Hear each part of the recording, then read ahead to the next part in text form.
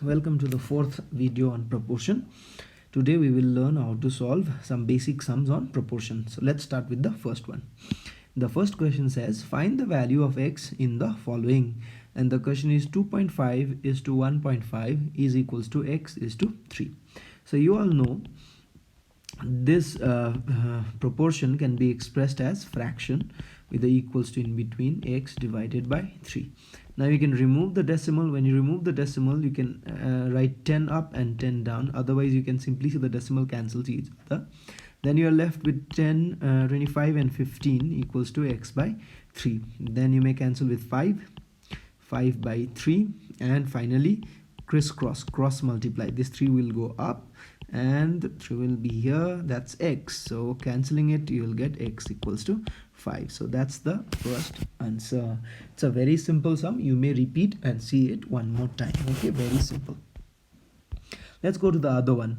The other one says find the fourth proportion. Now be very careful. It says fourth proportion. If you remember, fourth proportion is for the normal one, is for the normal proportion. Why?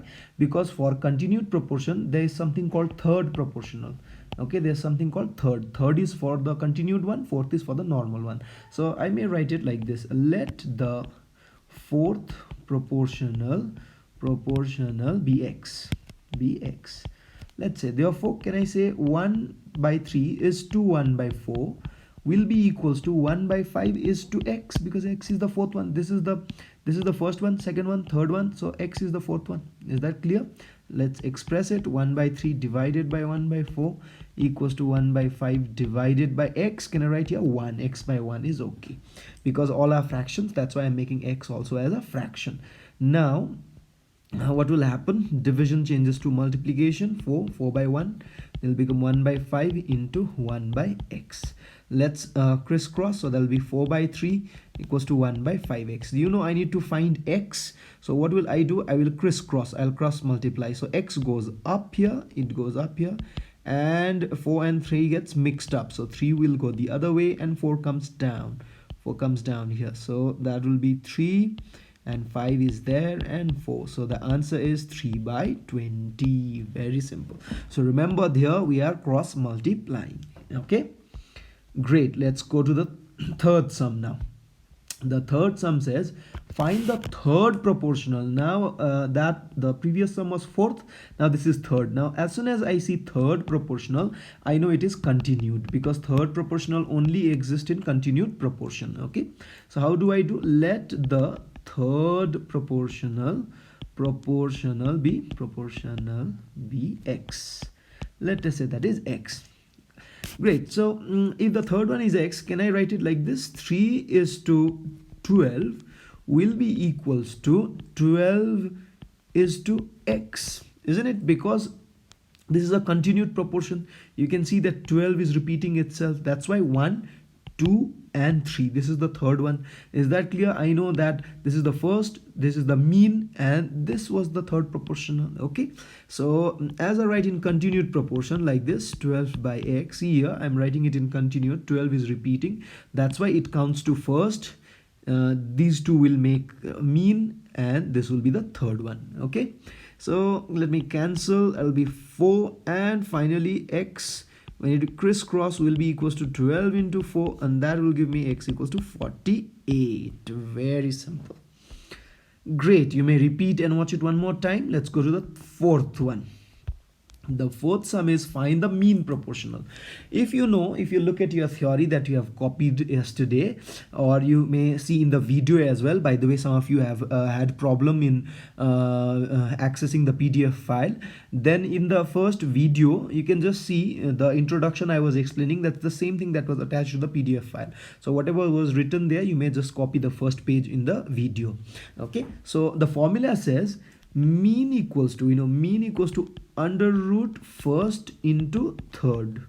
Okay, so this I say is first and this is third. That's why they are asking us to find the mean. So let's multiply. That will give me 1 by 12 into 1 by 75.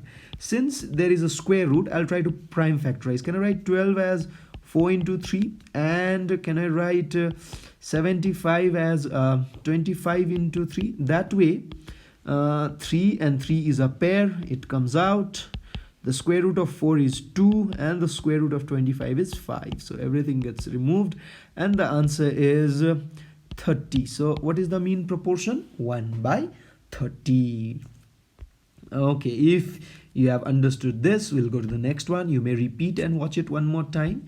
The next one would be, now this is an important sum. The few sums we had done earlier was just basic, but this is one of the it has been there in the ICSE as well, so look at it carefully. What number should be added to each of the following numbers? Have a look: 5, 11, 19 and 37, so that they are in a proportion. So there are 4 numbers. They are asking us what should be added. Right now they may not be in proportion, but if you add something, then they will be in proportion. So what should be added? So let the number added be x.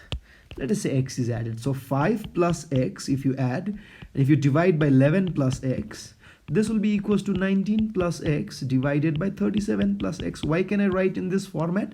Because once you add x to all these numbers, then they will be in proportion. So I can write this. That will give me 5 plus x into 37 plus x will be equals to 19 plus x into 11 plus x. When you cross multiply, you will get this.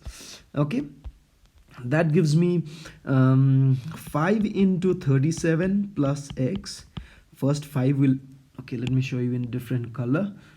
First 5 will multiply both of this, then x will multiply both of this. If you are aware, x into 37, sorry, plus x into 37 plus x, then the same thing repeat that side, 19 into 11 plus x, plus x into 11 plus x. I can do that. So that would give me, now multiply, how much would this be? 5 18 185 plus 5x plus 37x plus x square on this side, and the other side will be 209 plus 19x plus 11x plus x square. Okay, so finally I can cancel the x square and the x square here. After that I can group them together here, x, I can add them.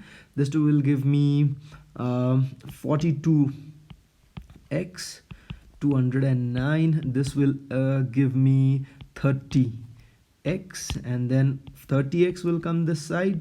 I will take this to the other side, so that will give me 42x minus 30x will be equals to 209 minus 185. So that gives me 12x, and here it should be I suppose 209 will give me 4 and 2, so 24. X equals to 24 by 12, and finally when you cancel, you get x equals to 2. So that is the answer. So I know the conclusion. I'll write it down here. Therefore the number to be added is 2. So is that clear? You may repeat and watch it one more time. Great. Let's go to the final one, sorry, not the fourth one, the final sum for this video, and that would be, if x plus 5 is the mean proportion between x plus 2 and x plus 9, find x. So they are saying x plus 5 is the mean. So if x plus 5 is the mean, then I may say this is the first one and this is the third one. So how can I write them? This is, since it is in mean proportion, so this has to be in continued proportion. So I will write like this: first is x plus 2, then the mean is x plus 5. You know the mean repeats. I'll write here again x plus 5, and I will write here x plus 9. How do you know you have to write in this format? Because this, it says mean means continued proportion, because mean occurs only in a continued proportion. That's why I know x plus 5 will be in the middle, which will repeat itself, and this would be the first one and this would be the third one. So let's crisscross. X plus 2, x plus 9 will be equals to x plus 5 whole square. I can say that. So you know this format. I may write it in this format. If you know directly, you can do it directly as well. Here a plus b whole square, a square plus b square plus 2ab. I have done this in detail. So x square plus 9x plus 2x plus 18 will be equals to x square plus 25 plus 10x here, x square and x square gets cancelled. I get 11x plus 18 equals to 25 plus 10x. Finally, when I bring 10x this side and take 18 that side, I'll get 11x minus 10x will be equals to 25 minus 18, and that would give me x, and here I will get 7. So what is the answer? X equals to 7.